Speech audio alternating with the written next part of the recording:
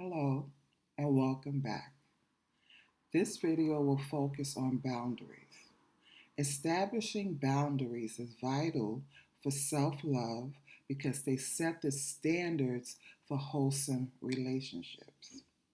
I will discuss the process of creating and maintaining healthy boundaries. This is part two of my self-love series.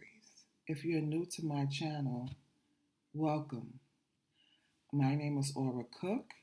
I am a transformational coach helping Black women 45 years old and older to heal from emotional setbacks, self-esteem issues, and fears so that they will develop the confidence and the courage to live the life God designed for them. To ensure you never miss any information, click the subscribe button below and give me a thumbs up if you enjoyed this video. What do boundaries have to do with self-love? Stephanie Lyn from Stephanie Lyn Coaching said, setting boundaries helps us take care of ourselves. To establish healthy boundaries, you must have some degree of self-love. You need to feel good about yourself, know what it is you need and want, and have the confidence to voice those things. If you believe or think you're worthless and undeserving, you're not going to take the steps to protect yourself. What are boundaries and why are they important? Boundaries are rules we use to guide our relationships. They protect us from being abused, mistreated, and taken for granted. Without healthy boundaries, relationships will not flourish. Instead, they become filled with resentment, disappointments, and mistrust. Boundaries and self-love go hand in hand. How should you determine which boundaries are right for you? Before setting up boundaries, there are some things you need to decide. What's important to you? What are your values? What do you like and don't like? How do you want to be treated? Your style of communication, your lifestyle.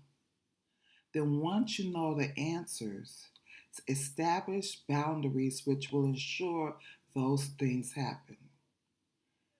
Your boundaries need to be unique to you. What's important to me may not be important to you. For example, one of my boundaries is call before you come over. Don't just show up at my door. But that might not be an issue for you. Therefore, you need to decide how you want your interactions to be guided. Boundaries are not just for romantic relationships. They apply to any association, your parents, your siblings, your spouse, your children, your co-workers, your friends, your neighbors, your church family, anyone you have continuous dealings with. How should you communicate your boundaries? Clearly state how you want your relationships to be governed. If you are not clear, others will not know what to do. But more importantly, they will not know how vital that boundary is to you. You don't have to bombard the person or be so overwhelming and aggressive by saying, these are my boundaries, and if you want to be a part of my life, this is what you have to do. If you respond that way, you won't have a need for boundaries because nobody's going to want to be a part of your life. Instead, bring them up as needed. And as with most things, be patient. When you do discuss them, however, it doesn't have to be confrontational. Keep the conversation positive and self-focused. Let's go with my example of calling first. I can say, I don't mind having you over.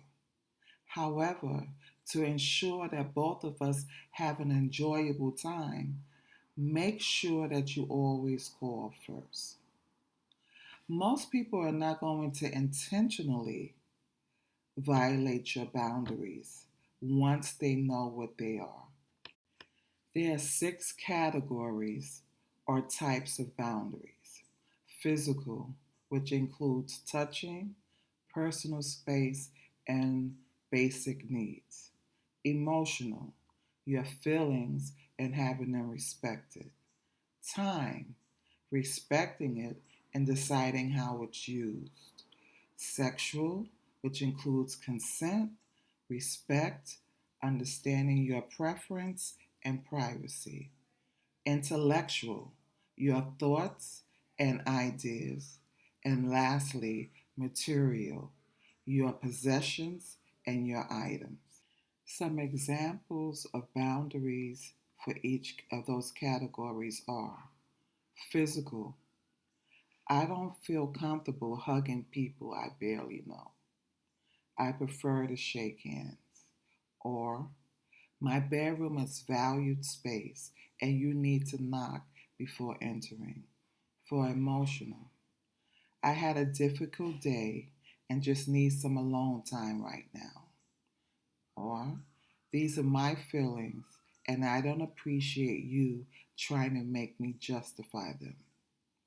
Time, I cannot hang out with you on Sunday afternoons because that's family time. Or, my plate is filled on Thursday. Which other day will work for you? Sexual, that makes me feel uncomfortable. Let's try something else. Or, you need to respect and understand when I say I'm not in the mood now. Intellectual, I don't like it when you disregard my feelings.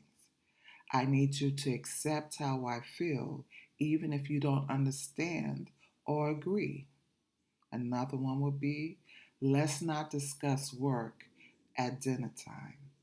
And for material, I don't mind you wearing some of my clothing, but get my permission first. Or you can say, I don't lend money. Is there another way I can assist you? When is it the right time to set boundaries? At any time is right for you.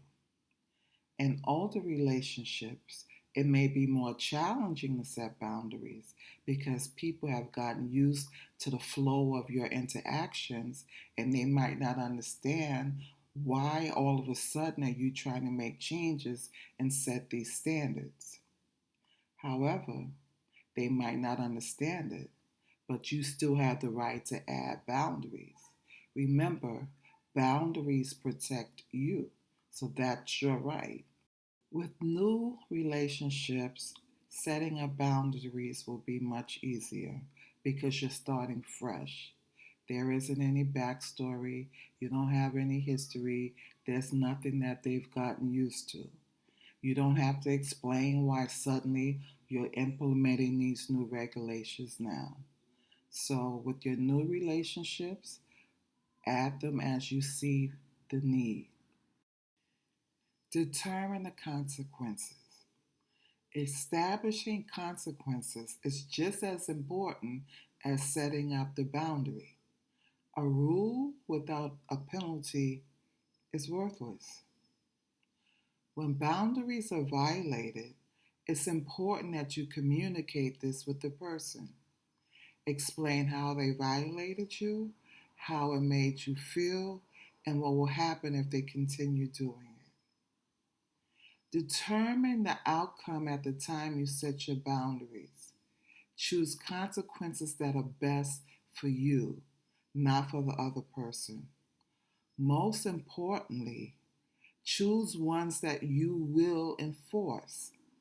Say you're going to do something and you don't, causes you to lose authority, and that defeats the purpose. Be prepared for pushback. As with anything which causes people to check their behavior, There may be pushback or resistance. Once someone gets comfortable with the way things are, especially if it's someone who likes to manipulate or likes to control, or someone who doesn't like change, they may resist.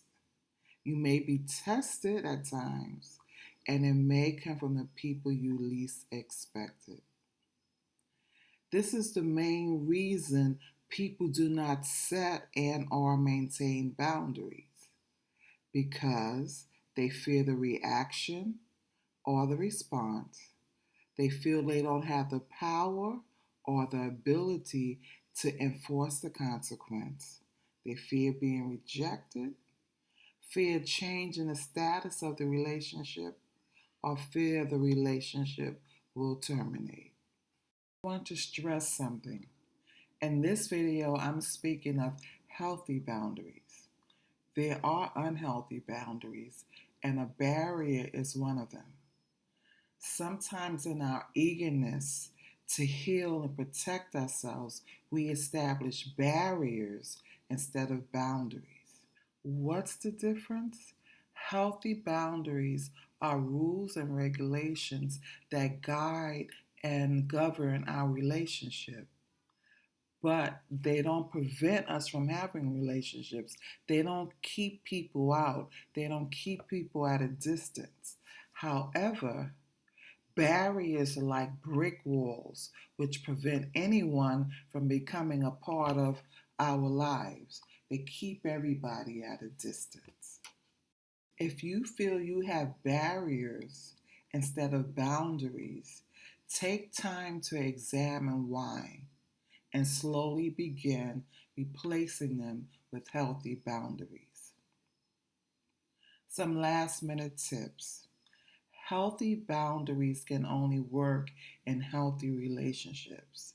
If you are in an unhealthy relationship like domestic violence or one that is heavily controlled, trying to make adjustments may result in further damage. I will not suggest that you try to make any adjustments without getting the proper professional help and guidance. There will be times when you will choose to forego a boundary. Let's say, for example, your sister had a traumatic experience on Saturday evening, and the only time you can connect with her is Sunday afternoon. Although Sunday afternoons are the times that you set aside to be with your immediate family, you realize that this is a special situation and you talk with your family and you say, you know what, my sister needs me. I'm going and spend time with her and help her. However, those are exceptions and not the rule. And that leads me to my next point. You must be consistent with setting boundaries and maintaining the consequences. Lastly, use judgment and wisdom in setting up your boundaries. The boundaries that you set up for work may not be appropriate for your home. The boundaries you set up for your home may not be appropriate for interacting with your neighbor. How you interact with your neighbor, the rules and standards that you establish with your neighbor might not be appropriate for your church family. Also, how you communicate with your friends may not be the best standards for communicating with your supervisor. So, although boundaries are needed for any type of relationship, you need to decide which boundaries are appropriate for each relationship and each setting. Although it may be challenging to set up boundaries, I encourage you to remember why you need them to guide how you will be treated. If people value the relationship, then they will also value the boundary, even if they don't care for them or understand them. If you need help with understanding and implementing boundaries, you can contact me at aura.cook812@gmail.com. I would love to know your questions and concerns about boundaries. Comment below. Or if you know someone who can benefit from this information, share this video with them. Until next time, walk in your purpose and be blessed.